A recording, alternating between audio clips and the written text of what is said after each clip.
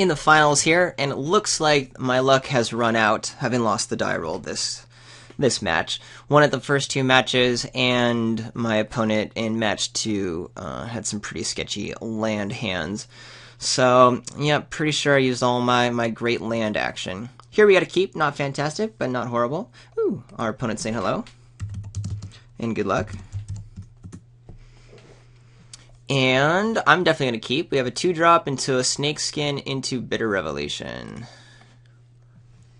Or 2-drop into Morph, Snakeskin, you know, all those kind of different options. Opponent seems to be playing also Aggression. Gonna rock out our planes first. And then, ooh, Mardu. Alright. This was the Mardu deck that was open that we thought we saw in the first round, but that was not the case. Horde Ambusher right away. Alright, let's race. Ooh. Who do I want to start with? I guess my Enoch Bondkin. Even though this guy might get a little more damage in, I kind of want to protect the Bondkin more. Maybe that's not true, because Bondkin's a nice late game action. The thing is, I'm probably going to put the Snakeskin on whatever I'm attacking with this turn. And I think I want the Chief for later. Because we just want to race. Actually, I want the Bondkin protected. Alright, we're playing the Chief. It's official. I love my third turn, though. Being able to put a Snakeskin on the Chief and playing the Enoch Bondkin. Because even my opponent wants to hold back to block, that slows down my opponent's game plan. But is not doing so. Could just easily have a morph here. I see. What do I want to discard? Do I want the Snakeskin? Against my opponent, that could be good, but I have such great gas in hand. I don't want to ditch the Bitter Relation. Maybe the Guide Bag, because I don't have the Forest yet. I definitely want my Swamp and Bondkin. I think the Behemoth is just the most underpowered, and honestly, I'm probably just going to trade a morph with my opponent's cards. I think this is a race. Here. Alrighty. I'm gonna go for it. Yeah. I'm gonna go for it. This is kind of silly, because it's pretty much easily assumed that my opponent has some kind of removal spell. An Arc Lightning just blows me out. Debilitating Injury would be bad, but at the same time, there's such a huge upside right now to bashing in for 5 and getting the Smolting Snakeskin on early. And if my opponent doesn't have it, then I just get to protect the Chief like I did the last couple games.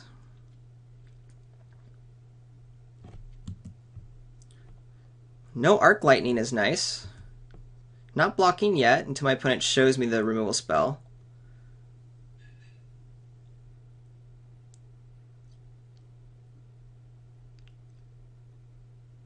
Oh, there it is. Which one? Crackling Doom, no less. That was a good one. Alright, so this is a person I was passing to. Interesting. Okay. Do I just keep the race going now that I'm losing the race? All I have are things to trade off, but I'm actually okay with that. Gosh, it's a good card.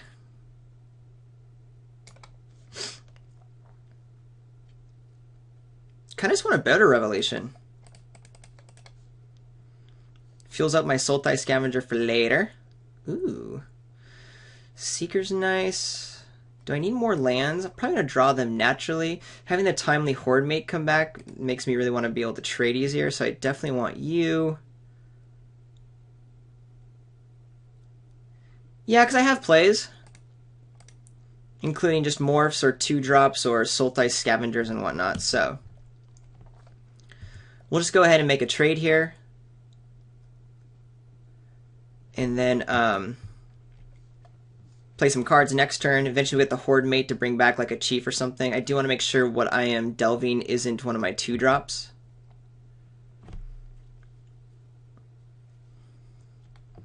And we'll see if my opponent has an Ankle Shaker here, which would be scary since we passed that. Oh, and it is. Okay. I think I'm just losing this game now. Well, I get a Bellowing Saddle Brute, but that doesn't really help against the Ankle Shaker too much. Is there something I want to do instead to deal with that? But the first strike death touch, I mean, ouch. Yeah, I don't really have great ways for that to work out for me. So I have to be chump blocking. So what I do here... Can I get 3 cards? 3 creatures on the table right now? I cannot. I was going to say, if I could do that, I might be able to actually do... If I do a... Sultai... Actually, I can't. This is going to suck. Okay, but here's how I stay alive. Oh, wait, I still can't do that because then they kill me. What I was going to say is I'm going to put 3 creatures on the table and try to rock out a triple block on the ankle shaker and intentionally 2 for 1 myself, but then these guys are lethal, so that doesn't work. So instead what I'm doing is just playing 2 creatures at once. Timely Horde Mate, I guess. Just for chumps, which sucks, but gots to do it.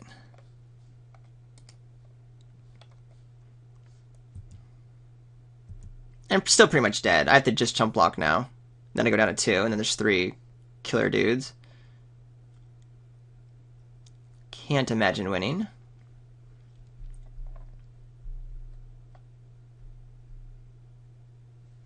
If I had a little bit more life, I could have Anok Bondkind and Outlast to get some first strike on to like try to do a trade and try to get the Ankle Shaker out of the way. So we'll do some chumps.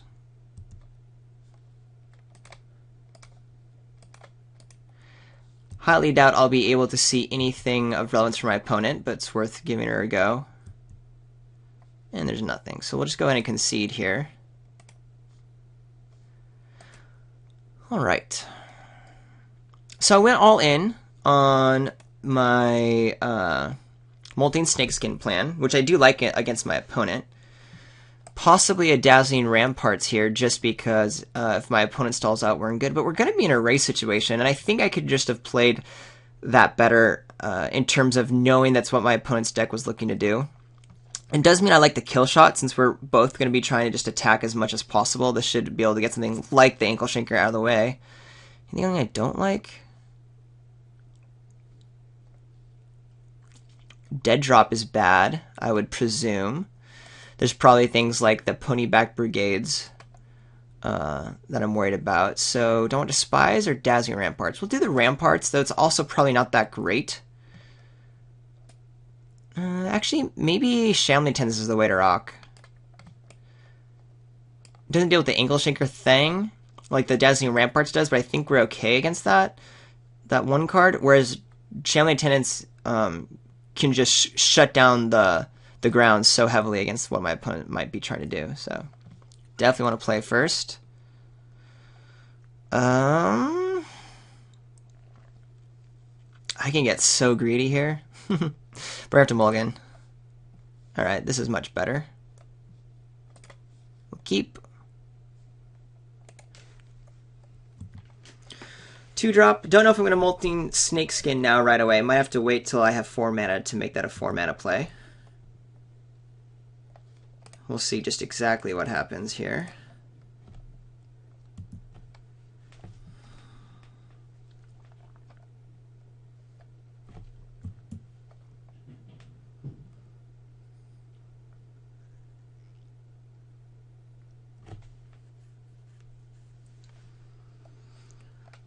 Yeah, I'm not going to play the Molting Snakeskin.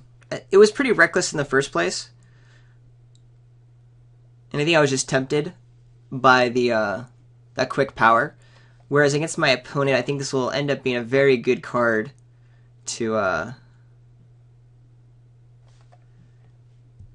be able to take a game to a pretty strong level. Here I'm going to attack with a Bondkin, see if my opponent wants to trade. I don't have great ways to deal with flyers, and yeah, we're just in the race. Cast face down my Morph,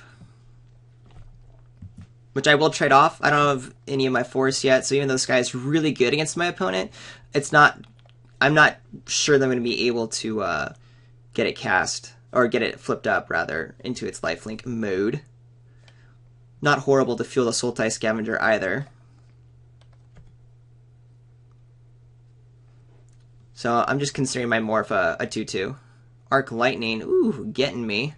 Thought that could have happened based on earlier. I mentioned that was just a huge blowout. That still was.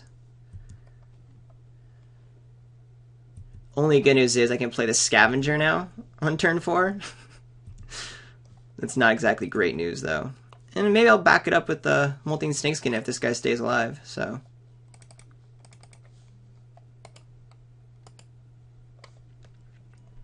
Now I will not be blocking. My entire goal is to get my Scavenger to stay alive as long as possible. If it dies here, though, I'm pretty sure I just lose on the spot. After mulliganing and getting that wicked Arc Lightning blowout. So let's see if my opponent rocks out here. Yeah, no blocks. Easily no blocks.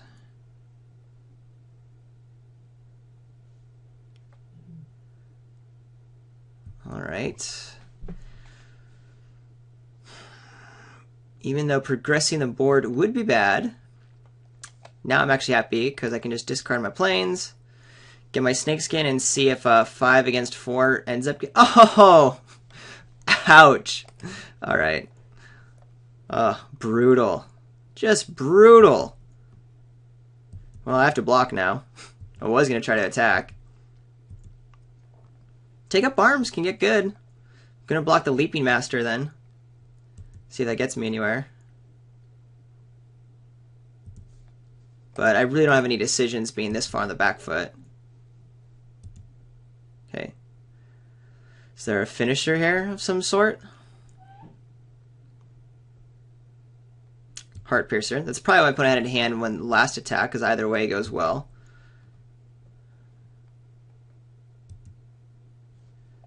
Well, play the planes. Hopefully try to get my opponent with take up arm taking out the 2 dudes. Then I just take 2 next turn. Still hard to come back. If an Ankle Shaker comes down, just like that's the end of the world. But it didn't, so that's nice.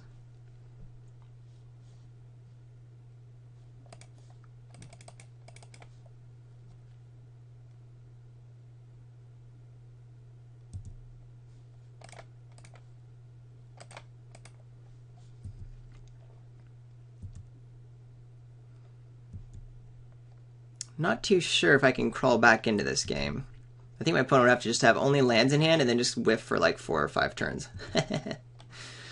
Unyielding Krumar. Oh, I'll play it.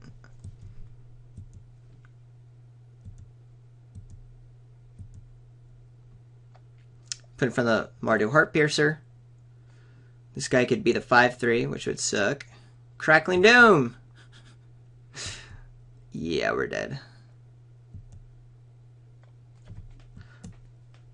I'm not blocking yet. We'll chump next turn with our warrior. Might matter. Huh. Go down to 2, do a chump. Yeah, I can't even cast this.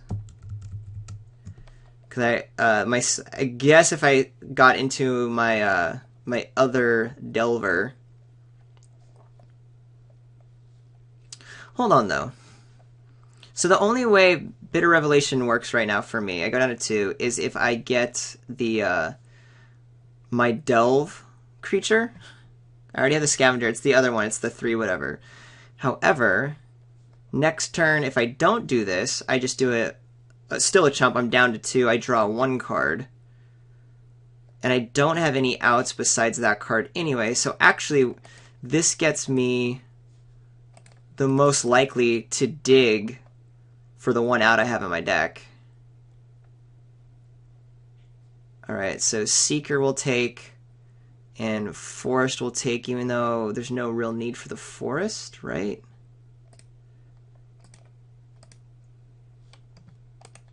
Oh no! I didn't even realize I could play the Seeker and stay alive. I needed the planes for that. Alright, well, I mean, hey, I was losing this game. So many of my awesome misplays. Concede. That's the end. I deserve to lose that. I miss a lot of the earlier stuff, and that was just like pretty horrible playing. But it was still fun to play this deck. So thank you so much for watching. I do appreciate the viewing. The finals were kind of lame. But it's still very important for me to learn from that, such as in me kind of going all in that first game with my molting snake skin. There's definitely way better ways to hang on to that. This last game, I might have had an extra draw. Not really. I mean, I should have given myself that extra draw, but if I had grabbed the plains instead of the forest, I had the Seeker the way down, might have held back a dude for a turn. Maybe if I had 2 turns? Yeah, not even then. But still, not really tight play, so that's annoying. My opponent just a really nice set of draws on the really aggressive Mardu deck, which we saw. My opponent we were passing to, we gave him that Crackling Doom amongst other fantastic Mardu cards. Yeah, still, like I said, fun, and I think the draft went well. Gotta up my gameplay, so help me point out all those other things that I might have missed that could help me get better. I'd always appreciate that. Comment, subscribe on YouTube for those things. Comment on manabluff.com, where I promise to respond to you no matter when and how you comment. Or you just find me on Twitter, __RJH__. Thanks again for watching, as always. See you next Friday.